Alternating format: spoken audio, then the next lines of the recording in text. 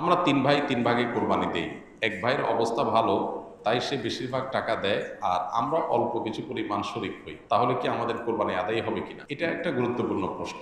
কোরবানি দেওয়ার ক্ষেত্রে বিশেষ করে যখন ভাই ব্রাদাররা মিলে কোরবানি দেন, তখন এরকম পরিস্থিতি তৈরি হয়। একটা গরুর দাম ধরুন 70,000 টাকা, তো এক ভাই তার উপার্জন অনেক কম, সেজন্য সে 5,000 টাকা দিস, আর বাকি টাকা যেটা আছে সেটা হয়তো বাকি ভাইরা দিস। কোরবানি হবে কিনা, উত্তর হলো কারোর কোরবানি হবে না। কোরবানিতে যে কোনো একটা পূর্ণ অংশ নিতে হবে, 7 ভাগের একটা পরিপূর্ণ অংশ, 7 ভাগের 1 ভাগ, 7 ভাগের 2 ভাগ, 3 ভাগ, 4 ভাগ, সর্বনিম্ন 1 ভাগ নিতে হবে।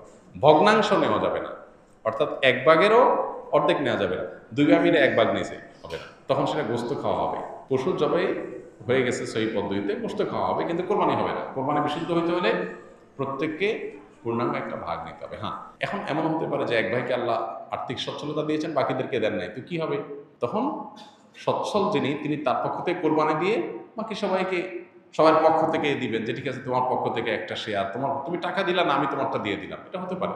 অথবা আরেকটা হতে পারে যে ঠিক আছে, তুমি অল্প টাকা কামাই করছো, মাত্র 5,000 টাকা আছে, তুমি টাকা না দিলে তোমার কাছে ভালো লাগতেছে না, তুমি টাকা দিলে তোমার কাছে খুশি হবে, তো সেক্ষেত্রে 5,000 টাকা তুমি আমাকে দিয়ে দাও। এটা কোরবানির শেয়ার না, আমি কোরবানিতে এটা লাগাবো, সেটা ভিন্ন বিষয়, বাট তুমি শেয়ার হিসেবে দিলে না, এটা হতে পারে।